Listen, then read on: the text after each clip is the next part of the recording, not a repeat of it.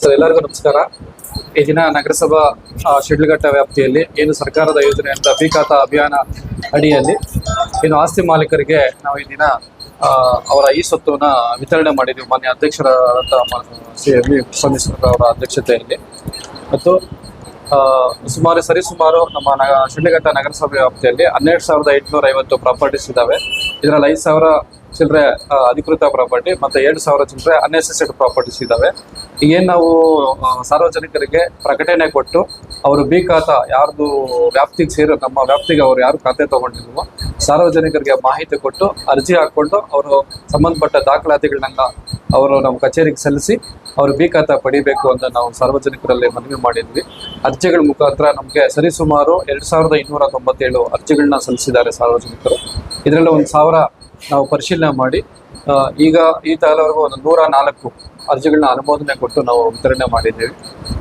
ಇನ್ನೂ ಒಂದು ವಾರದಲ್ಲಿ ಸುಮಾರು ಒಂದು 400ರಿಂದ 500 ಅರ್ಜಿಗಳನ್ನ ಅನುಮೋದನೆ ಕೊಟ್ಟು ಇನ್ನು ವಾರ್ಡ್ ಎಲ್ಲ 31 ವಾರ್ಡ್ಗಳಲ್ಲೂ ಅವ್ರಿಗೆ ನಾವು ವಿತರಣೆ ಮಾಡ್ತೀವಿ. ಸೊ ಈ ಮೂಲಕ ನಮಗೆ ನಗರಸಭೆಗೂ ಸಹ ಆರ್ಥಿಕ ಸಂಪನ್ಮೂಲವಾಗಿ ಅವರು ಏನು ತೆರಿಗೆ ಕಟ್ತಾರೋ, ಟ್ಯಾಕ್ಸ್ ಕಟ್ತಾರೋ ಅದರಿಂದ ನಮಗೆ ತೆರಿಗೆ ಸಹ ಬರುತ್ತೆ.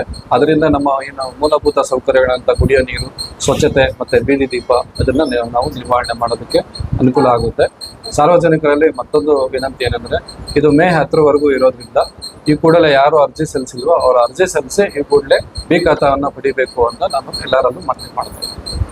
ಕೊನೆ ದಿನಾಂಕ ಮೇ 10 ಅಂತ ಇದೆ ಸರ್. ಇದು ಈವರೆಗೂ ಮೇ 10 ಒಂದಿದೆ.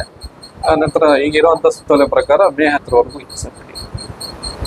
ಇವತ್ತು ನಮ್ಮ ಶಿಡ್ಲಘಟ್ಟ ಟೌನಲ್ಲಿ ಇವತ್ತು ಪಂಚಾಯತಿಗಳು ಆಮೇಲೆ ಖಾತೆಗಳು ಮೊದಲಿನಿಂದ ಆಗದೇ ಇರ್ತಕ್ಕಂಥವು ಇವಾಗ ಮೊನ್ನೆ ತಿಂಗಳು 1ನೇ ತಾರೀಕಿಂದ ಹಾಳಾಗಿ ಬಂದಿತ್ತು. ಈಗ ಮಾಡ್ತಾ ಇದ್ದಾರೆ. ಇವತ್ತು ಮಾಡಿರೋ ಒಂದು 104 ಕೊಟ್ಟಿದ್ದೆವು, ಇವತ್ತು ವಿತರಣೆ ಮಾಡಿದ್ದಾರೆ. ಆಮೇಲೆ ನಮ್ಮ ಶಾಸಕರು ಏನು ಹೇಳಿದ್ದಾರೆ ಅಂದರೆ 31 ವಾರ್ಡಲ್ಲೂ ಪೌರಾಯುಕ್ತರು ಆಮೇಲೆ ನಗರಸಭೆ ಅಧಿಕಾರಿಗಳು ಆ ವಾರ್ಡ್ ಸದಸ್ಯರು ಪ್ರತಿಯೊಂದು ಜಾಗನ ನೀವು ನೋಡಿ ಅದು ಯಾವ ಥರ ಇದೆ, ಬಿಲ್ಡಿಂಗ್ ಇದೆಯಾ, ಖಾಲಿ ಸೈಡ್ ಇದೆಯಾ, ಅದನ್ನು ಕ್ಲೀನಾಗಿ ನೋಡಿ ನೀವೇ ಮಾಡಿ ಅಲ್ಲೇ ಕೊಡಬೇಕು ಅಂತ ಹೇಳಿದ್ದಾರೆ. ಇದುವರೆಗೂ ಇಲ್ಲಿ ಅರ್ಜಿ ಫಾರಮ್ಗಳು ಎತ್ಕೊಂಡು ಹೋಗಿರೋ ಇಲ್ಲೇ ಕೊಟ್ಟಿದ್ದಾರೆ, ಇಲ್ಲೇ ಮಾಡ್ತಾ ಇದ್ದಾರೆ.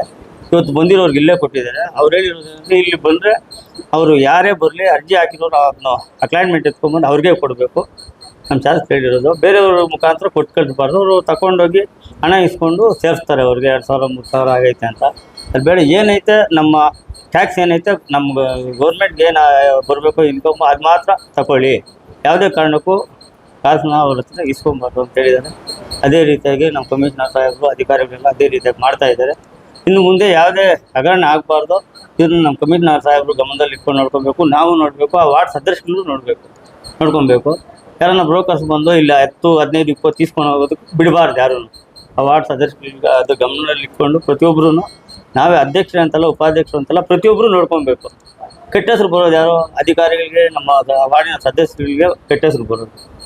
ಹಣ ಇಸ್ಕೊಳ್ತಾ ಇರೋದು ಇವ್ರ ಕಡೆಯಿಂದನೇ ಅಂತ ಹೇಳ್ತಾರೆ ಜನರು. ಅದಕ್ಕೆ ಯಾಕೆ ಅವ್ರವ್ರು ನೋಡ್ಕೊಬೇಕು, ಪ್ರತಿಯೊಬ್ಬರು ಎಲ್ಲರಿಗೂ ಅನುಕೂಲ ಆಗಬೇಕು ಅಂತ ನಮ್ಮ ಆಸೆ.